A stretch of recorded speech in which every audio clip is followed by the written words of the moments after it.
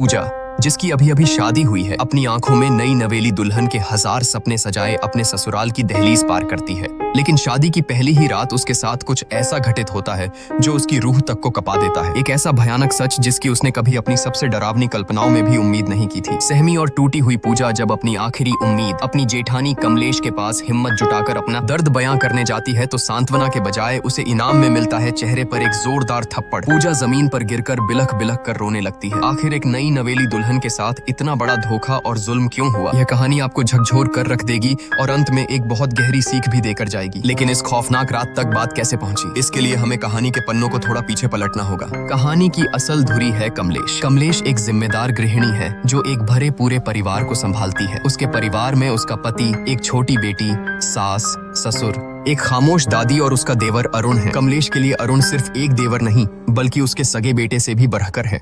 वक्त अपनी रफ्तार से आगे बढ़ता है। अब अरुण जवान हो चुका है और पूरा परिवार उसके लिए रिश्ता देखने जा रहा है। जिस लड़की को देखने पूरा परिवार जा रहा है उसका नाम है पूजा। इंग्लिश ऑनर्स में बीए कर चुकी पूजा अपनी बातों और आत्मविश्वास से सबका मन मोह लेती है। जब वह अपनी मीठी आवाज में एक अंग्रेजी गाना गाकर सुनाती है तो मानो पूरा परिवार उस पर फिदा हो जाता है। अरुण तो जैसे उसे देखते ही अपना दिल हार बैठता है। लेकिन इस पूरे कमरे में एक शख्स ऐसा था जिसके चेहरे पर खुशी की जगह एक उलझन थी। कमलेश को पूजा का यह मॉडर्न और बेबाक अंदाज बिल्कुल रास नहीं आता, लेकिन अरुण की खुशी और उसकी जिद के आगे कमलेश को झुकना ही पड़ता है। मन मारकर ही सही, वह इस रिश्ते के लिए हामी भर देती है। उसी दिन चट मंगनी पट ब्याह की तर्ज पर धूमधाम से रिंग सेरेमनी हो जाती है। पूजा की उंगली में अरुण के नाम की अंगूठी सज जाती है, लेकिन किसी को नहीं पता था कि यह खुशियां सिर्फ एक रात की मेहमान है। अगली सुबह कमलेश अपनी सास के साथ ऑटो से कहीं जा रही होती है। अचानक रास्ते में उनकी नजर एक भारी भीड़ और शोर शराबे पर पड़ती है। कुछ लोग सड़कों पर विरोध प्रदर्शन कर रहे थे। तभी भीड़ के बीच कमलेश की नजर एक ऐसे चेहरे पर पड़ती है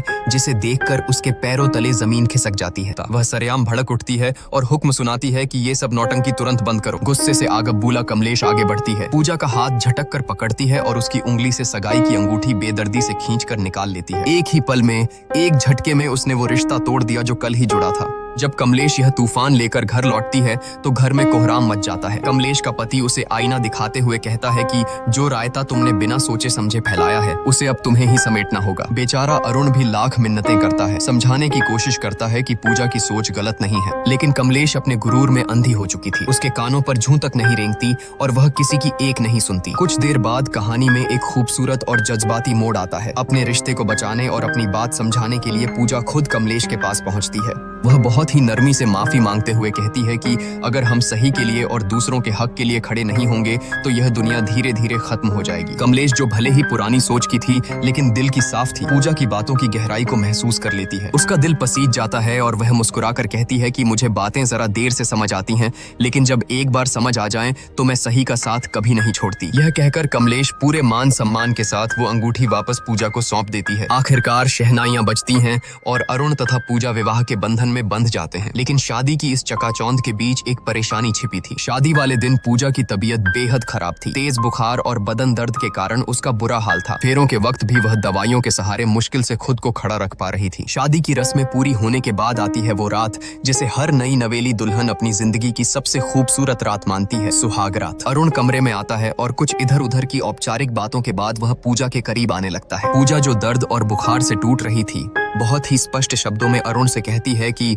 मेरी तबीयत बहुत ज्यादा खराब है, मुझे तेज बुखार है और पूरा शरीर दर्द से टूट रहा है। प्लीज आज हम कुछ भी नहीं करेंगे। लेकिन अरुण पर जैसे हवस और पति होने के गुरूर का भूत सवार था। उसने पूजा की एक न सुनी। पूजा के लगातार मिन्नतें करने, रोने और मना करने के बावजूद अरुण ने अपनी मर्दानगी के अंधे नशे में उसके साथ जबरदस्ती की। नई दुल्हन के वो सुनहरे सपने उसी बिस्तर पर बुरी तरह कुचल दिए गए। सुबह की किरणें कमरे में आईं, लेकिन पूजा की दुनिया में हमेशा के लिए अंधेरा छा चुका था। वह दर्द और सदमे से कराहते हुए बस रोए जा रही थी। अरुण उसे चुप कराने की कोशिश करता है, मानो कोई बहुत मामूली बात हुई हो। वह बड़े हक से कहता है कि अरे मैं तुम्हारा पति हूँ, यह तो मेरा हक है। शादी के बाद तो यह सब होता ही है। यह सुनकर पूजा के अंदर का दर्द एक चीख बनकर फूट पड़ता है। वह बिलखते हुए अरुण की आंखों में देखती है और कहती है कि हक तूने मेरा किया है। शब्द सुनकर अरुण सन्न रह जाता है, लेकिन अपनी घिनौनी हरकत पर शर्मिंदा होने के बजाय उसकी मर्दानगी को चोट लग जाती है। वह गुस्से से आगबूला होकर कहता है कि अगर तुझे लगता है कि मैंने कुछ गलत किया है तो जा बाहर और चिल्ला चिल्लाकर सबको बता दे। यह कहकर वह निर्दयता से पूजा को कमरे से बाहर निकाल देता है। रोती कांपती पूजा जैसे ही कमरे से बाहर आती है, उसकी नजर आंगन में खड़ी कमलेश पर पड़ती है। कमलेश घर की और पड़ोस की कुछ औरतों से बात कर रही थी। पूजा के कानों में कमलेश की आवाज पड़ती है कि औरतें जितना किसी बम के फटने से नहीं डरती, उतना अपनी इज्जत का तमाशा बनने से डरती हैं। यह एक वाक्य पूजा के सीने में किसी जहरीले तीर की तरह चुभ जाता है। उसे तुरंत समझ आ जाता है कि जिस समाज और परिवार में वह खड़ी है, वहां अगर उसने अपना मुंह खोला तो उसे न्याय नहीं मिलेगा, बल्कि इस घर में उसी की इज्जत का सरेआम तमाशा बन जाएगा। समाज और बदनामी के इसी खौफ से हारकर एक जीती जागती हक के लिए लड़ने वाली लड़की अपने आंसू पीते हुए खामोशी से वापस उसी घुटन भरे कमरे में लौट जाती है। उसके मासूम दिल में कहीं न कहीं यह उम्मीद बची थी कि शायद अरुण को अपनी हैवानियत का एहसास हुआ होगा, शायद वह अपनी गलती मानेगा और उससे माफी मांगेगा। लेकिन अरुण का रवैया देखकर पूजा के पैरों तले बची खुची जमीन भी खिसक गई। पूजा पहले से ही असहनीय दर्द में थी, लेकिन अरुण ने अपनी हवस को प्यार का नाम देकर एक बार फिर उसके साथ जबरदस्ती की। पूजा अंदर तक टूट चुकी थी। उसे समझ आ गया था कि जिसे दुनिया पति पत्नी का प्यार कहती है, वह उसके लिए सिर्फ और सिर्फ एक वैवाहिक बल था, जिसके खिलाफ वह कुछ नहीं कर सकती थी। अगली सुबह कमलेश की नजर छत की बाउंड्री पर गुमसुम खड़ी पूजा पर पड़ी। पूजा की आंखों की वीरानी और उसका खामोश चेहरा देखकर कमलेश का दिल धक से रह गया। कमलेश के लाख पूछने पर भी पूजा ने रात का वह खौफनाक सच नहीं बताया। कमलेश समझ गई कि कुछ तो बहुत गलत हुआ है और वह बिना ज्यादा सवाल किए पूजा को उसके मायके छोड़ आई। मायके पहुंचकर पूजा ने सोचा कि शायद दुनिया में एक माँ ही है जो अपनी बेटी का दर्द समझ सकती है। उसने अकेले में अपनी माँ को बीती रात की सारी सच्चाई और अरुण की दरिंदगी के बारे में बता दिया। लेकिन जो जवाब उसकी सगी माँ ने दिया, वह अरुण की हैवानियत से भी ज्यादा खौफनाक था। माँ ने उसे सीने से लगाने के बजाय समझाते हुए कहा कि पति पत्नी के बीच ये सब तो होता ही है, शादी की है तो ये सब तो निभाना ही पड़ेगा। इसमें ना कहने वाली क्या बात थी? इसी से तो परिवार और वंश आगे बढ़ता है। अपनी ही माँ के मुंह से ये शब्द सुनकर पूजा सन्न रह गई। रही सही कसर माँ ने इमोशनल ब्लैकमेल करके पूरी कर दी। घर की गरीबी का वास्ता देते हुए उसने पूजा को तुरंत ससुराल वापस लौटने का हुक्म दिया और धमकी दी कि अगर वह वापस नहीं गई तो वह अपनी नस काटकर जान दे देगी। अपनों से मिले इस धोखे के बाद बेचारी पूजा के पास कोई रास्ता नहीं बचा था। वह एक जिंदा लाश की तरह कमलेश के साथ वापस लौटने लगी। सफर के दौरान एक जगह वॉशरूम जाने के बहाने पूजा ऑटो से उतरी। यह उसकी जिंदगी का सबसे बड़ा फैसला था। उसने पीछे मुड़कर नहीं देखा और वहां से चुपचाप भाग निकली। कमलेश ने उसे पागलों की तरह हर जगह ढूंढा,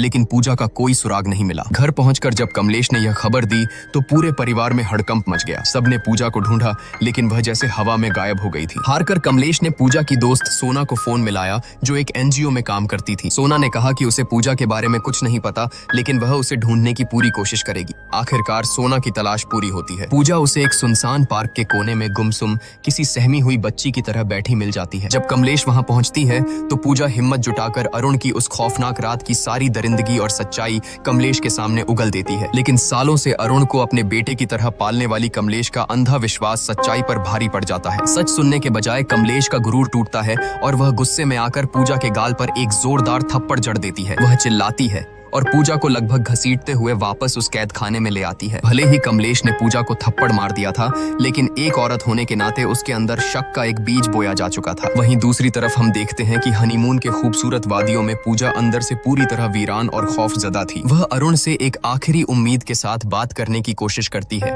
लेकिन अरुण की आंखों में प्यार नहीं, सिर्फ एक भूखे भेड़िए जैसी हवस थी। वह एक बार फिर पूजा की चीखों और आंसुओं को अनसुना करते हुए उसके साथ जबरदस्ती करता है। बेचारी पूजा उस बिस्तर पर तड़पने और रोने के अलावा कुछ नहीं कर पाती। वह जिसे अपनी जिंदगी का साथी समझकर समझाने गई थी, वह सिर्फ एक झल्लाद निकला। पूजा को उस रात पूरी तरह समझ आ गया था कि अरुण की नजरों में वह कोई पत्नी या प्यार नहीं, बस उसकी हवस मिटाने का एक बेजान जरिया भर थी। पूजा की जिंदगी एक जीते जागते नर्क में बदल चुकी थी। एक रात खौफ से कांपती पूजा खुद को बाथरूम में बंद कर लेती है। बाहर से अरुण दरवाजे को पीटते हुए उसे बाहर आने का हुक्म देता है। अंदर से डरी सहमी पूजा रोते हुए कहती है कि आज मैं तुम्हारे करीब नहीं आ सकती, मेरे पीरियड्स शुरू हो गए हैं। लेकिन एक हैवान के सिर पर सवार हवस को भला कोई कैसे रोक सकता था? अरुण का जवाब किसी भी इंसान की रूह का पाने के लिए काफी था। वह बेशर्मी और क्रूरता से कहता है कि मुझसे झूठ मत बोल, दरवाजा खोल, मुझे देखना है। यह सुनकर बाथरूम के अंदर खड़ी पूजा की जान सूख जाती है। उसे समझ आ जाता है कि यह दरिंदा उसकी कोई बात नहीं मानेगा। इसी खौफ और बेबसी के बीच पूजा की नजर वहां रखी एक ब्लेड पर पड़ती है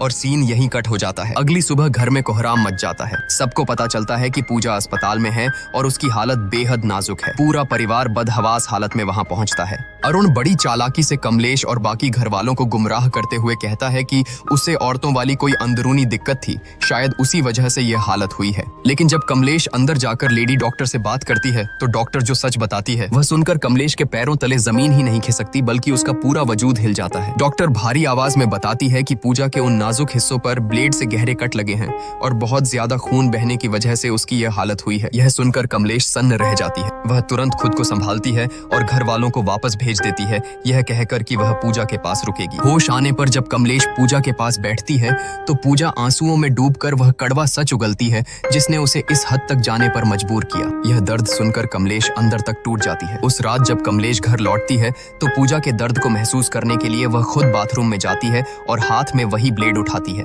वह उस ब्लेड को अपनी त्वचा पर रखकर वही करने की कोशिश करती है जो पूजा ने किया था, लेकिन ब्लेड की हल्की सी चुभन से ही उसके हाथ कांप जाते हैं। वह ब्लेड फेंक देती है। उस एक पल में कमलेश को गहराई से एहसास हो जाता है कि आखिर वो 21 साल की मासूम लड़की किस कदर खौफ और दर्द से गुजरी होगी कि उसने खुद को इतनी खौफनाक सजा दे दी। अगले दिन जब अरुण अपनी बेशर्मी का लबादा ओढ़े पूजा से मिलने अस्पताल पहुंचता है तो उसे पता चलता है कि कमलेश पहले ही पूजा को डिस्चार्ज कराकर अपने साथ ले जा चुकी है। अपनी पत्नी की इतनी गंभीर हालत के बावजूद उस जाहिल इंसान के दिमाग में सिर्फ एक ही बात चल रही थी। वह बेशरम होकर लेडी डॉक्टर से पूछता है कि अब मैं अपनी पत्नी के साथ इंटीमेट तो हो सकता हूँ ना? यह घिनौना सवाल सुनकर डॉक्टर का खून खौल उठता है। वह डॉक्टर पूजा के वो खौफनाक घाव देख चुकी थी और जानती थी कि इसके पीछे कौन है। वह अरुण पर बुरी तरह भड़क जाती है और पूरी ताकत से चिल्लाते हुए कहती है कि बहुत ही नीच और घिनौना इंसान है तू, तेरे जैसे जाहिलों के आड़ में तो गोली मार देनी चाहिए। वह तुरंत सिक्योरिटी गार्ड्स को बुलाती है और अरुण को धक्के मारकर अस्पताल से बाहर फेंकवा देती है, यह चेतावनी देते हुए कि यह जानवर इंसान दोबारा मेरे अस्पताल के आसपास भी नहीं दिखना चाहिए। पूजा जो अपनी आंखों में शादी और एक नए जीवन के 1000 सुनहरे सपने लेकर इस घर में आई थी, आज उसकी जिंदगी एक ऐसे भयानक नर्क में तब्दील हो चुकी है